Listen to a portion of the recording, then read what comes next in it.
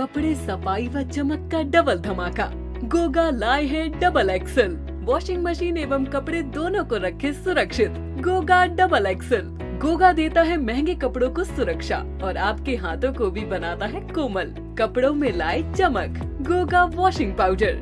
Prayagraj high court में श्री कृष्ण जन्मस्थान मंदिर मस्जिद मामले की सुनवाई अगली तारीख तक स्थगित कर दी गई। जज राम मनोहर नारायण मिश्रा के लखनऊ बेंच में ट्रांसफर होने के कारण यह सुनवाई नहीं हो सकी। अब इस मामले में अगली सुनवाई जज अविनेश सक्सेना करेंगे। मुख्य याचिकाकर्ता दिनेश फलाहारी महाराज ने बताया कि पिछली सुनवाई में रुक्मणी को पार्टी बनाने और सभी 18 मुकदमों का प्रतिनिधि चुनने जैसे अहम मुद्दों पर फैसला होना था। अब इन सभी मामलों पर अगली तारीख पर ही निर्णय लिया जाएगा। दिनेश फलाहारी महाराज ने कहा कि अयोध्या में भगवान श्री राम का भव्य दरबार सज चुका है और संपूर्ण सनातनी चाहते हैं कि मथुरा में भी भगवान श्री कृष्ण का दिव्य और भव्य मंदिर बने। उन्होंने बताया कि मंदिर के प्राचीन साक्ष्य न्यायालय में जमा कर दिए गए हैं, जबकि मुस्लिम पक्ष के पास मस्जिद पहले बनी होने का कोई ठोस प्रमाण नहीं है। उन्होंने कहा कि मुगल शासकों ने तलवार के बल पर हिंदुओं के मंदिरों पर अवैध कब्जा किया था और अब यह अवैध कब्जा न्यायालय के सहयोग से हटना चाहिए। इलाहाबाद हाई कोर्ट में जो कृष्ण जन्मभूमि शाही ईदगाह मस्जिद को लेकर विवाद चल रहा है, उस पर जो याचिका करता है परम पूज्य दिनेश फलाहारी जी महाराज जी, उनकी याचिका है जिसमें सुनवाई हो रही है और माता रुक्मणी देवी की वंशज आदरणीय बहन नीतू चौहान जी की याचिकाएं पर सुनवाई चल रही है। पिछली सुनवाई में ऑनरेबल जस्टिस मिश्रा जी थे, अब उनका ट्रांसफ़र लखनऊ बेंच में हो गया है।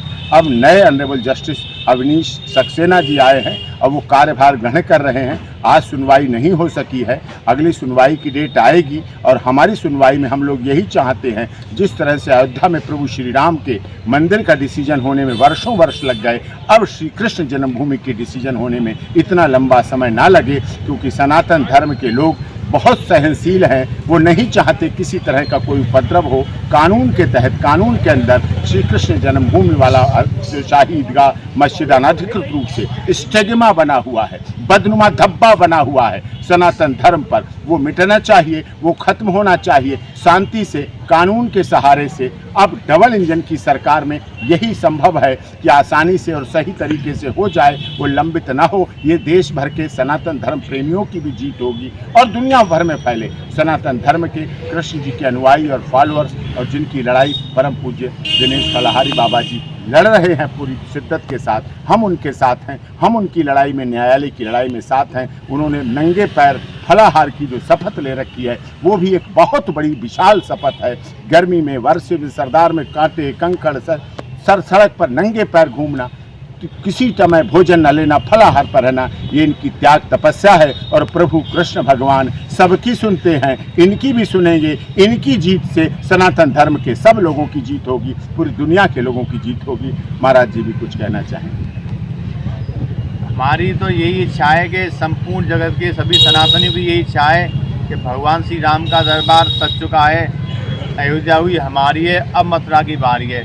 अब मथुरा में भी भगवान श्री कृष्ण का भव्य और दिव्य मंदिर बने, यही सभी सनातनियों की इच्छा है। और हमारे परम विद्वान बगी साहब की तो ये सनातन के लिए समर्पित व्यक्ति हैं। हम तो यही चाहते हैं भगवान सनातन के लिए इनको 100 साल जियाएँ, कम से कम 100 साल जिएंगे। अब हमें विश्वास हो गया है कि बगी साहब को जुड़ने से इस सनातन धर्म की लड़ाई को बहुत अच्छा बल मिलेगा।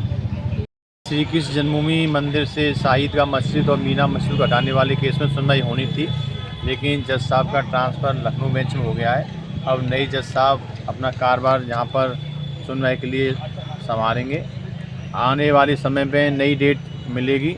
पिछली डेट पर माननीय एडवोकेट परम विद्वान श्री AP सिंह जी द्वारा रुक्मणी को पार्टी बनाने का एप्लीकेशन दिया गया था, जिस पर सुनवाई होनी थी, लेकिन कोर्ट का ट्रांसफ़र होने की वजह से आज कोई भी सुनवाई नहीं हो चुकी है।